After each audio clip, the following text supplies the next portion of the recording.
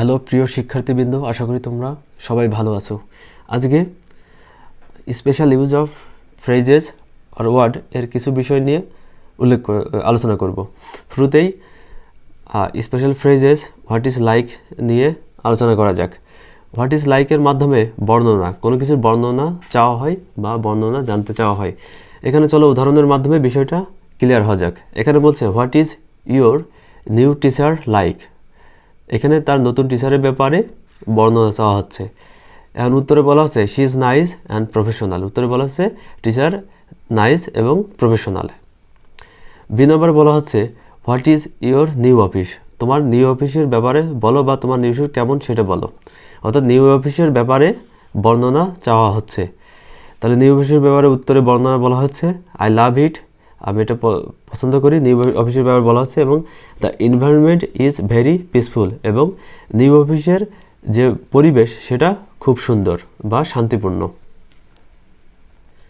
Let alone অসম্ভব, অর্থাৎ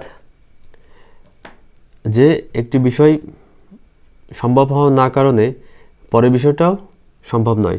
চলো উদাহরণের মাধ্যমে বিষয়টা আরও ক্লিয়ার হওয়া যাক। এখানে বলা হচ্ছে let alone I am a poor student, আমি একজন গরিব ছাত্র। I can not buy my necessary book, আমি আমার প্রয়োজনীয় বই কিনতে পারি না।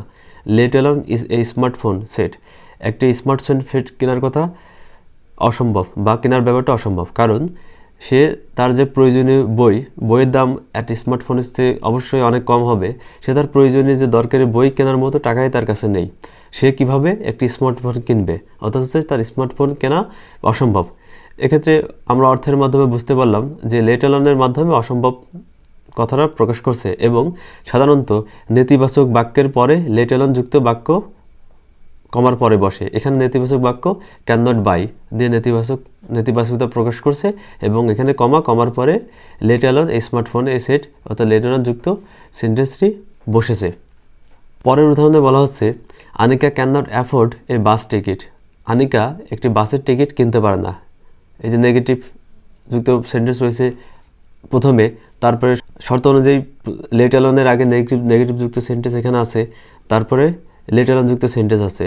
এটা হচ্ছে শর্ত। প্রথম আমরা সেন্টেন্সের স্ট্রাকচার এবং শর্ত দেখলাম, এবং সেন্টেন্সের এবার অর্থের দিকে আমরা তাকালে বিষয়টা আমরা আরও ক্লিয়ারভাবে বুঝতে পারবো। Anika can not afford a bus ticket, আনিকার পক্ষে এটা বাসের টিকিট কেনা সম্ভব নয়, কারণ তার কাছে টাকা নেই। লেট অ্যালোন এয়ার টিকিট, তাহলে তার পক্ষে এয়ার টিকিট কেনা অসম্ভব, কারণ যে বাসের টিকিট কেনার মতো তার কাছে টাকা নেই, কারণ বাসের টিকিটের থেকে এয়ার টিকিটের দাম আরও অনেক বেশি। এই কারণে এয়ার টিকিট কেনা অসম্ভব আনিকার পক্ষে। কোথাও কোনো কিছু আছে বোঝাতে দেয়ার ইজ ব্যবহার করা হয়, আবার কোথাও কোনো কিছু নেই বোঝাতে দেয়ারের পরে নট ব্যবহার করা হয়। অর্থাৎ এখানে উদাহরণের মাধ্যমে চলো বিষয়টা আরও ক্লিয়ার হওয়া যাক। এ নাম্বার বলা হচ্ছে there are many tigers in Sundarban, সুন্দরবনে অনেক বাঘ আছে। এবং 2 নম্বরে বলছে there is there is no school, কোনো স্কুল নেই ইন আওয়ার ভিলেজ, আমাদের গ্রামে কোনো স্কুল নেই। তাহলে আমরা দেয়ার প্লাস বি ভার্ব, অর্থাৎ বি ভার্ব হচ্ছে am is are was were, there plus am is are was were দ্বারা কী বোঝায়, কোথাও কোনো কিছু আছে বোঝায়। তাহলে আমরা উদাহরণের মাধ্যমে বিষয়টা ক্লিয়ার হলাম। আজকে এ পর্যন্ত, তোমরা সবাই ভালো থেকো।